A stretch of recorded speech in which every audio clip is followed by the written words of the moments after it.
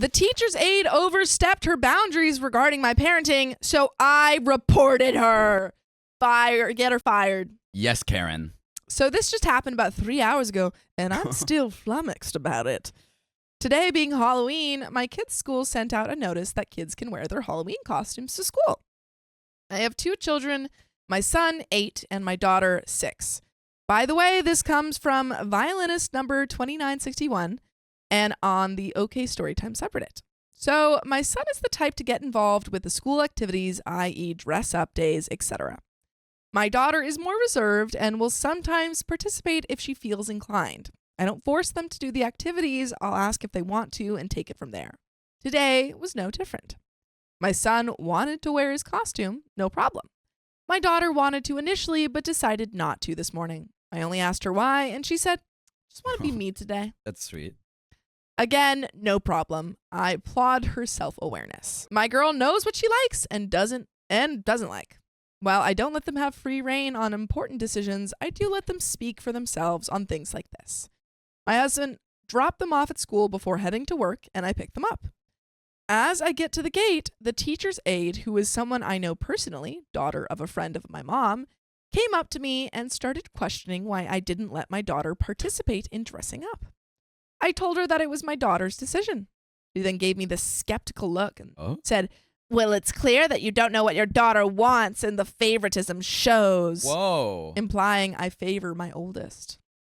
Now, I'm not one to take a calm approach when it comes to even the slightest attack to my kids, but I tried for a calm tone when I responded. Excuse you? That's what she sounded like. That was the kind tone. What makes you think that I favor one kid over the other and makes you an expert on what my daughter wants? She responded by saying, well, it's obvious you allow your son to participate, but not her. You singled her out by not letting her dress up. She was sad seeing the other kids in costume.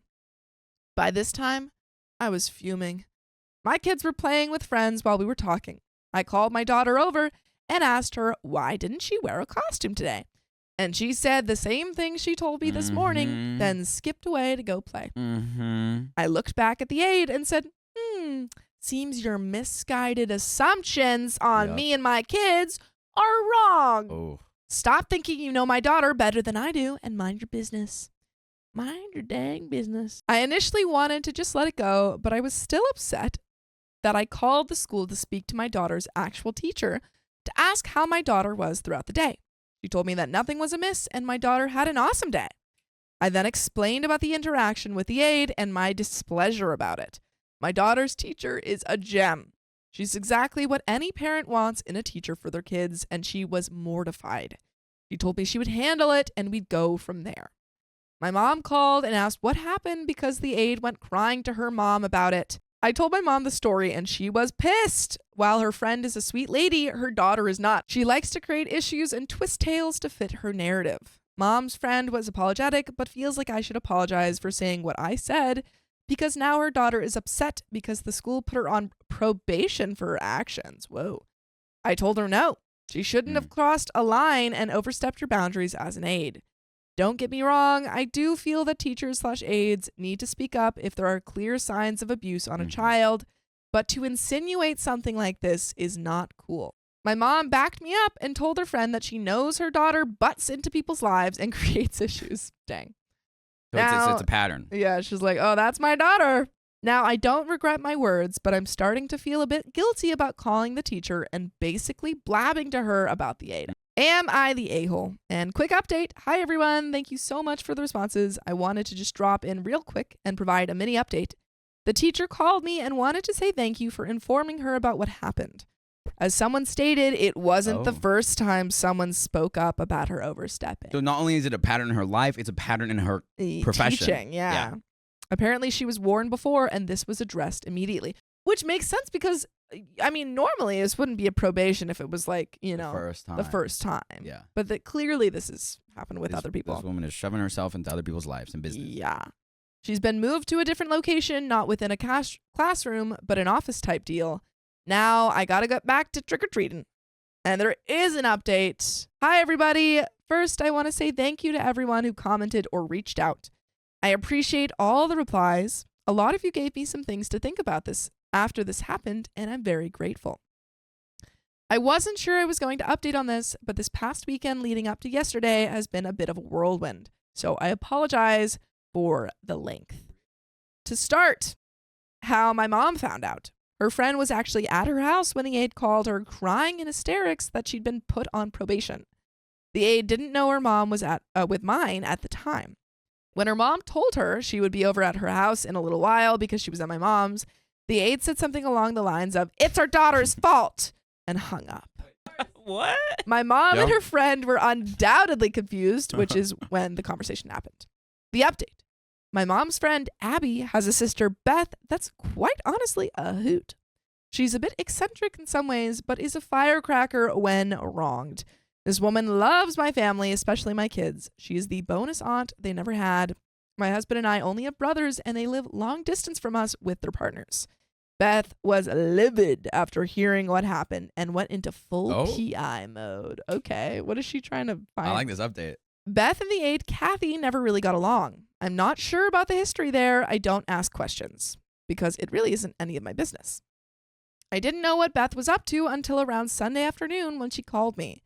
Giving no names, she was able to find out that the other times Kathy crossed personal boundaries with the parent was with people she knew personally. Oh. So her MO is to do so with people she has a personal relationship with. So because OP's mom is friends with her mom, she thought maybe she could get away with it. In Beth's words, she thinks because she knows you, she can say whatever she wants. You guys were right on that one. Well, one parent wasn't having it and reported it to the school, which is when Kathy was first warned.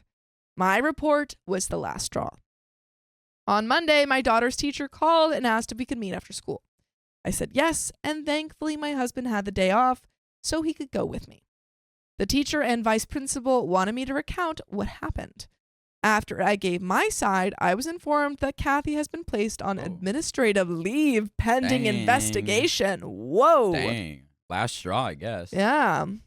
The reason, some other parents came forward about Kathy's behavior. Oh. I don't have details, but since she already had at least 2 complaints, they were forced into more action. My guess is the other parents found out about her being reported and came forward with their own. Of course, the VP and teacher couldn't give me details, so it's all up to speculation at this point. Yesterday, my mom called and told me Kathy resigned from her job.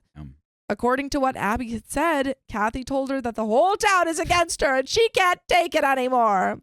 Maybe do your job better. Did we think about that? Sheesh. You know what I think about? Yes. How you guys can listen to full episodes with stories like this.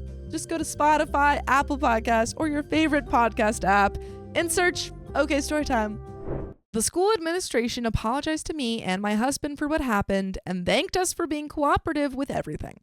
Abby even apologized because after finding out more details from Detective Beth, she was horrified about Kathy's behavior and entitlement. Kathy felt she had rights to speak up because she knows everyone personally and it was her duty to say something. So there you have it. Again, thank you all for commenting and easing my mind on it all. I doubt I'll update again on this, but we'll see. And there is one comment. I used to work in the public school system as a teacher and then as a crisis counselor. I worked with some excellent aides, but I've also seen a couple of pretty bad ones. I've definitely seen the problem when an aide tries to reach beyond the scope of what they're supposed to be doing. I've even had an aide get inappropriately involved with talk about a child's mental health issues with family members of the child that they should not be discussing those things with. This aide took her uninformed opinion about your daughter and her experience and took it in an inappropriate direction.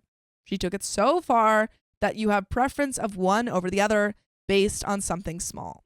I'm not saying I've never seen preference among kids.